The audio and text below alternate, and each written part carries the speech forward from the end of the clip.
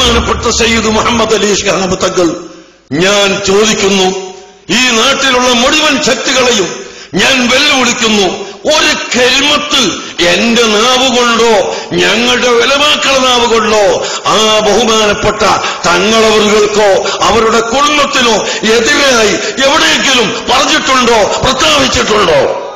അത് തെളിയിക്കാൻ സാധ്യമല്ല. ഉള്ള ആൺകുട്ടികൾ മുന്നോട്ട് വരട്ടെ. ആൺകുട്ടികൾ ഉണ്ടെങ്കിൽ മുന്നോട്ട് വരട്ടെ എന്നാ പറഞ്ഞത്. ആൺകുട്ടികൾ ഉണ്ട് മുസ്ലിയാരെ. പാലക്കാട് ഉമർ അലി ശിഹാബും ഹൈദർ അലി ശിഹാബും എന്ത് തോന്നിവാസാണ് അവർ പറഞ്ഞത്? തെരഞ്ഞെടുപ്പിന് മുമ്പ് നിങ്ങൾ ചിന്തിച്ചു നോക്കണം. ഞാൻ വെല്ലുവിളിക്കുന്നു, നിങ്ങൾ കള്ളം പറയരുത്. അത് അവർ സ്വപ്നം കാണുകയാണ്.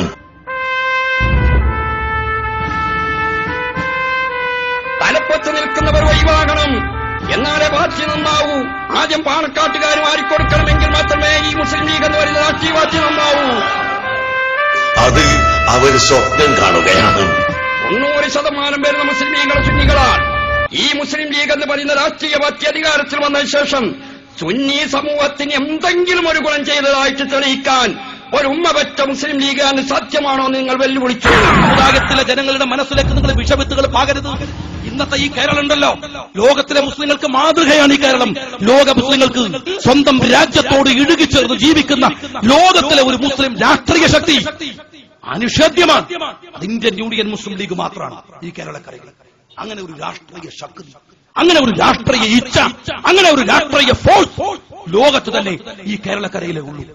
ആ ഇസ്ലാമിനെ തകർക്കാൻ, ഇസ്ലാമിന്റെ സ്പന്ദനങ്ങളെ തകർക്കാൻ, ഇസ്ലാമിന്റെ മനോഹാരിതയെ തകർക്കാൻ ആസൂത്രിതമായി നടത്തുന്ന ശ്രമങ്ങളാണ് മുസ്ലിം ലീഗ് പാർട്ടിക്ക് നേരെയുള്ള ആക്രമണങ്ങളുടെ ഒരു ഭാഗം. ഇത് തകർക്കുക, അത് ലീഗിന് നേരെ മാത്രമല്ല, സമസ്തയുടെ ഉരുക്കുകോട്ടയെ തകർക്കാൻ. മാത്രമുള്ള ലീഗിനെ ഈ സംസ്ഥാനത്തിന്റെ റവന്യൂ വരുമാനത്തിന്റെ 65% കൈകാര്യം ചെയ്യാനുള്ള തുലിപ്പ് ശേഷി, അതിന്റെ ജന്മാവകാശം, അതിന്റെ തീരുമാനാവകാശം കോൺഗ്രസ് അല്ലേ ലീഗിന് കൊടുത്തത്? എന്നിട്ട് ഈ രാജ്യത്ത് വല്ല നേട്ടമുണ്ടായോ? ആഹ്ലാദത്തിന്റെ 100-ൽ സംശയം പോലും 67% റവന്യൂ വകുപ്പ് മുസ്ലിങ്ങൾ കൈകാര്യം ചെയ്യുന്നു എന്ന് പറയുമ്പോ ഇവിടുത്തെ ഒരു ഹിന്ദു സമുദായത്തിന്റെ മനസ്സിലില്ല. അതാ കാര്യം. വിശ്വാസമാണ് അവർക്ക് ലീഗിനെ, മുസ്ലിം ഉമ്മത്തിനെ. അവർക്കറിയാം 67% കേരളത്തിലെ ഖജനാവ് തന്നെ കൊണ്ടുപോയി ഭദ്രമായി ഏൽപ്പിക്കാൻ പറ്റിയ ഒരിടം കേരളക്കരയിലുണ്ടെങ്കിൽ അത് പാണക്കാട് സയ്യിദ് മുഹമ്മദ് അലി ശിഹാബ് തങ്ങൾ നേതൃത്വം കൊടുത്ത രാഷ്ട്രീയ പാർട്ടിയുടെ കൊടപ്പനക്കൽ തറവാട്ടിലാണ്.